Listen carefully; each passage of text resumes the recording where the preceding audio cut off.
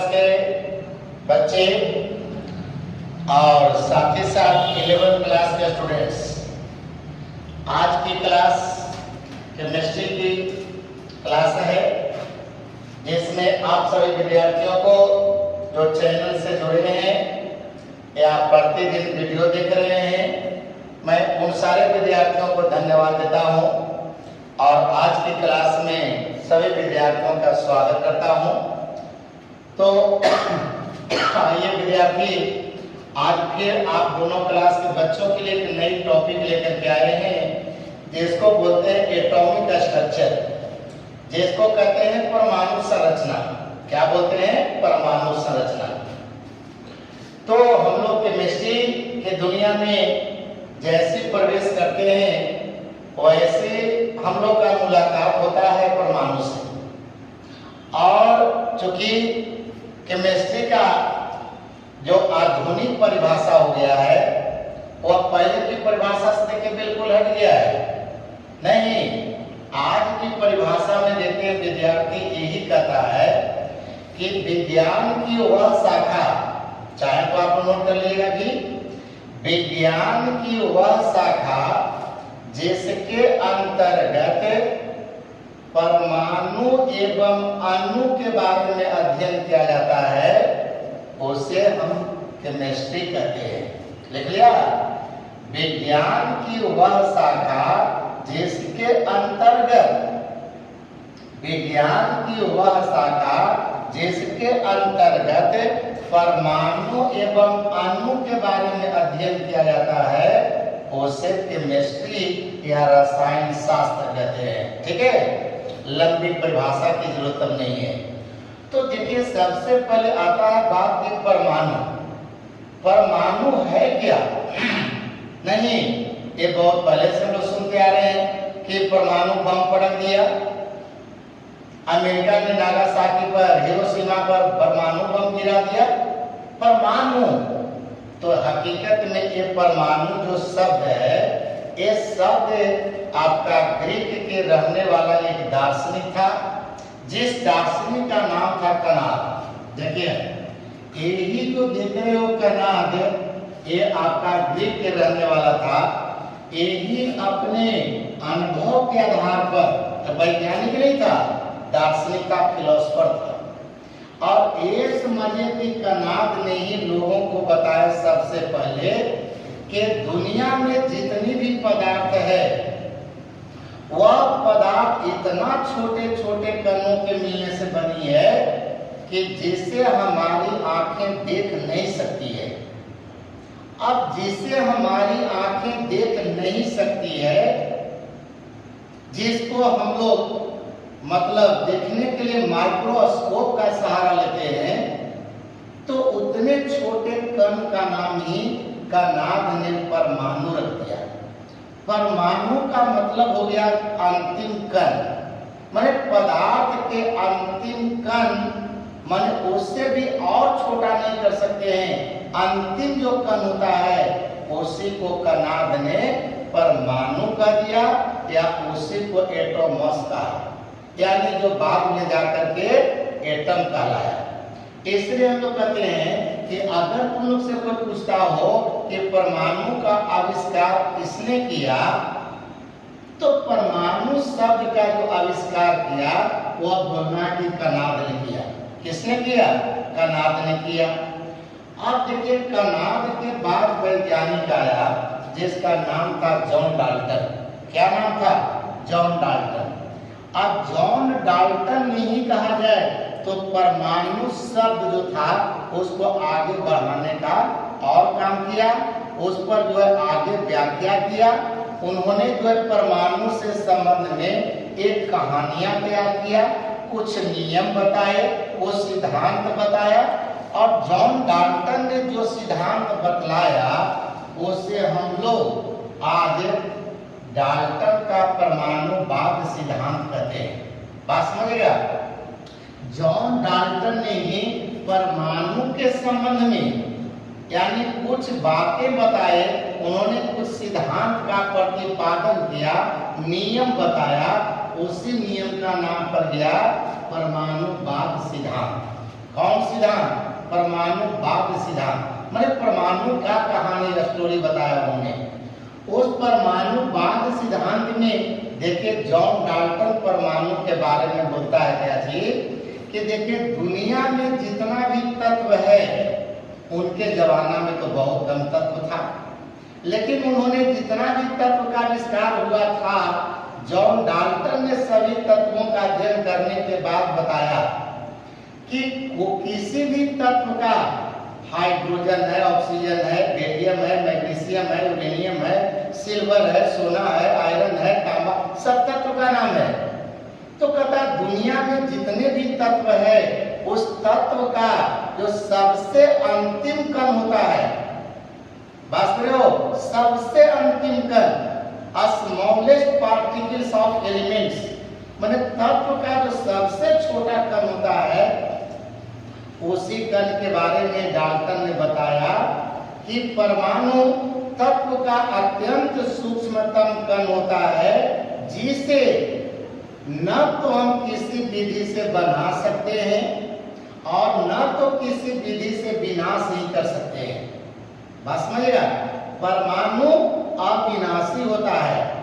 अविनाशी माने परमाणु को हम विनाश नहीं कर सकते हैं, परमाणु को खंडित नहीं कर सकते हैं, परमाणु को तोड़ नहीं सकते हैं, यानी परमाणु नित्य होता है, परमाणु अक्षय होता है, परमाणु अविभाज्य होता है।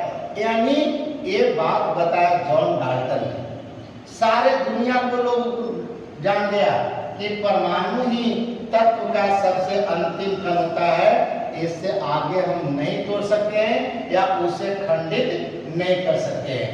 इसलिए जॉन डाल्टन ने लास्ट में यही बोल दिया कि परमाणु अविभाज्य होता है, माने परमाणु को हम किसी विधि से तोड़ नहीं सकते। बात समझिएगा, ये बात किसने बोला? जॉन डाल्टन ने बोला। लेकिन बाद में जब 1800 1900 की बात करने आ गए, ईस्वी में आ गए, तो हमारे तो आधुनिक जो वैज्ञानिक था, आधुनिक खोजकर्ताओं ने कहा क्या नहीं, एक पर एक प्रयोग करना शुरू कर दिया। तो एक पर एक प्रयोग करना शुरू कर दिया, उसी में देखिए सबसे पहले आया जे टॉमसन आया। कौन आया? जे टॉमसन आया। और जे टॉमसन ने देखिए आने के बाद यानी विद्युत विसर्ग नली का प्रयोग किया। अब विद्युत विसर्जन नली से ही उन्होंने कैथोड किरण का खोज किया और उसी कैथोड किरण से उन्होंने एक कण प्राप्त किया। बाद में गोल्डस्टीन आया और गोल्डस्टीन भी विद्युत विसर्जन नली का प्रयोग किया और उस विद्युत विसर्जन नली के द्वारा उन्होंने एक नई किरण का खोज किया जिसको हम एनोड किरण कहते हैं। उस एनोड किरण के द्वारा यानी देखिए गोल्डस्टीन ने भी एक कण प्राप्त किया। बाद में जाकर के जे टॉमसन आया और उन्होंने भी देखा कि बेरिलियम धातु पर अल्फा कण से प्रहार करके और उन्होंने भी एक कण प्राप्त किया, माने परमाणु को तोड़ दिया, परमाणु को खंडित कर दिया। तो यानी कि आधुनिक खोजकर्ताओं ने कहा कि परमाणु विभाज्य होता है, जबकि जॉन डाल्टन ने कहा था कि परमाणु अविभाज्य होता है, इन्होंने कहा कि विभाज्य होता है। जिसमें देखिए पहला जो वैज्ञानिक आपका आया वह हमने बताए कि जे टॉमसन आया। कौन आया? जे टॉमसन। और जे टॉमसन आने के बाद देखिए विद्युत विसर्जन नली, समझिएगा, यानी विद्युत विसर्जन कहते हैं जिसको डिस्चार्ज ट्यूब कहते हो, ठीक है? क्या कहते हैं? डिस्चार्ज ट्यूब, जिसको मरकरी करे हो ना, इसी तरह का है। तो विद्युत विसर्ग नली, समझिए, तो विद्युत विसर्ग नली लिया। अब विद्युत विसर्ग नली का यानी इन्होंने प्रयोग किया और इसी प्रयोग से देखिए इन्होंने एक किरण का खोज किया, जिस किरण का नाम इन्होंने देखिए कैथोड किरण रखा। कौन सी रखा? कैथोड किरण रखा, समझिएगा। यानी सबसे पहले कौन आया? जे टॉमसन आया आज जे थॉमसन आने के बाद उन्होंने एक विद्युत विसर्जन नली, जो आज के डेट में जिसको तुम मरकरी कह रहे हो, तो उसी मरकरी जैसा एक नली होती है, उस नली का नाम होता है विद्युत विसर्जन नली। और वही विद्युत विसर्जन नली का प्रयोग करके उन्होंने एक किरण का खोज किया और उस किरण का नाम रखा गया कैथोड किरण।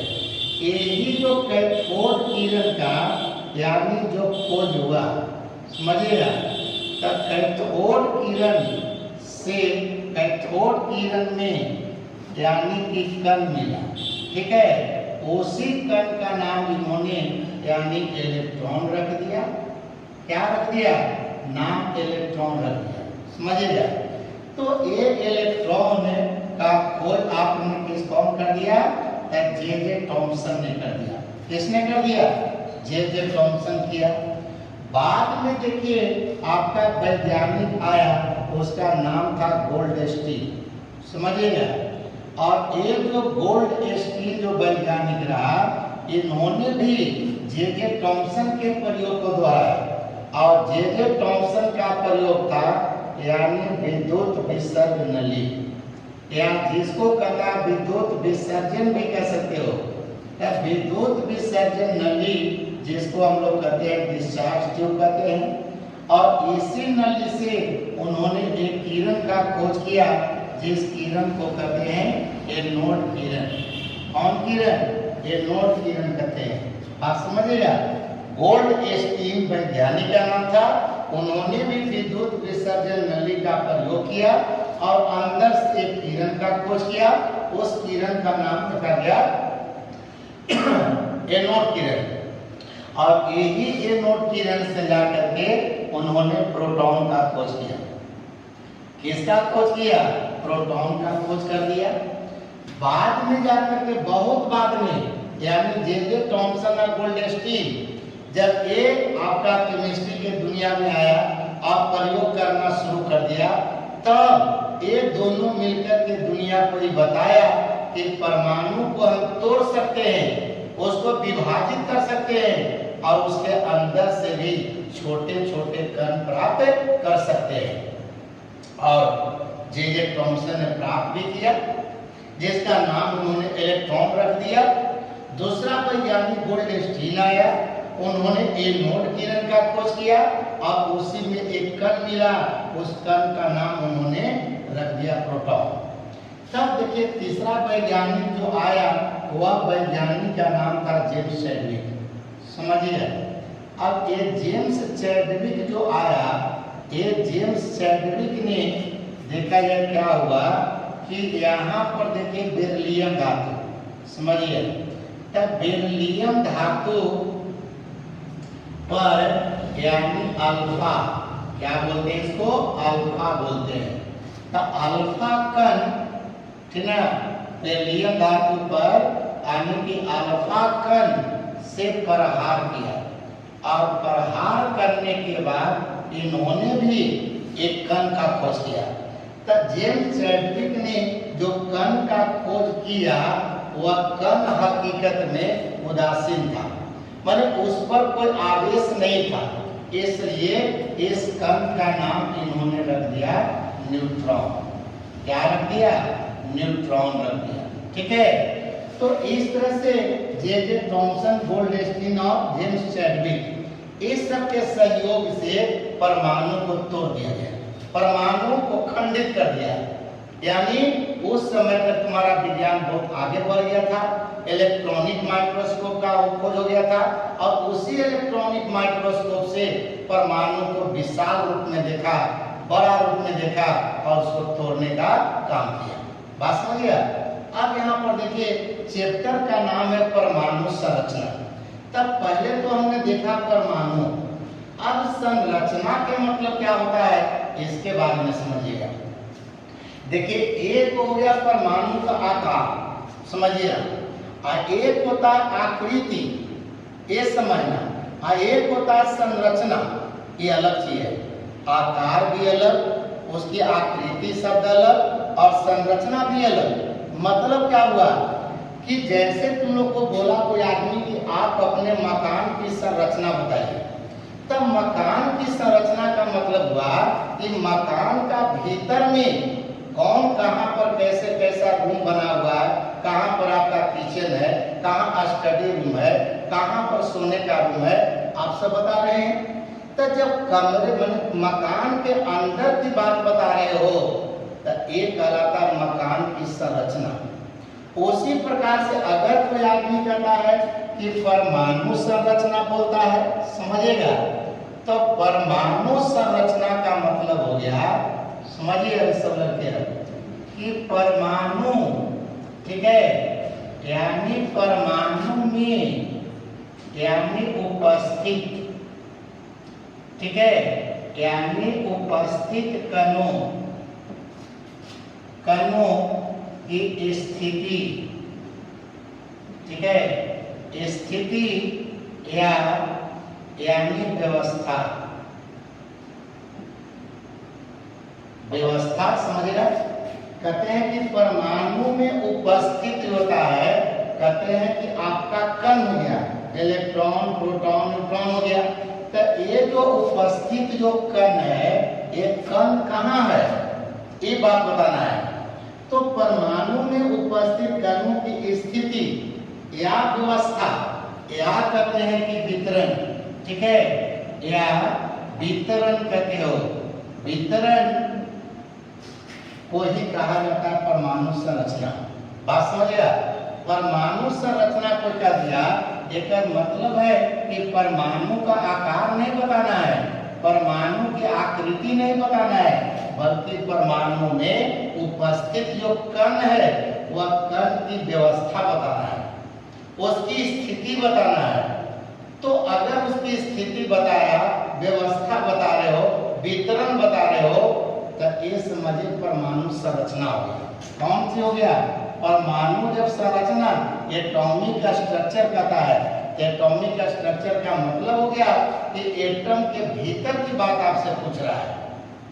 तो समझिए आप, परमाणु को जब तोड़ा गया तब परमाणु के भीतर में दो तरह के कण मिला। बात समझिएगा, तब परमाणु के भीतर में दो तरह के कण मिला, इसलिए उन कणों को नाम रख दिया गया। पहला जो हो गया वह कहलाता है परमाणु का मौलिक कण कहलाता है। कौन सी कहलाता है, यानी मौलिक कण, जिसको हम लोग कहते हैं फंडामेंटल पार्टिकल्स, समझिएगा, यानी फंडामेंटल। तो फंडामेंटल यानी पार्टिकल्स कहते हैं, और फंडामेंटल पार्टिकल्स और इसके अलावा कुछ और भी कण मिला जिसको सहायक कण कहा गया, ठीक है। तो सहायक कण बोलते हैं या इसी को अतिरिक्त कण बोलते हैं, ठीक है।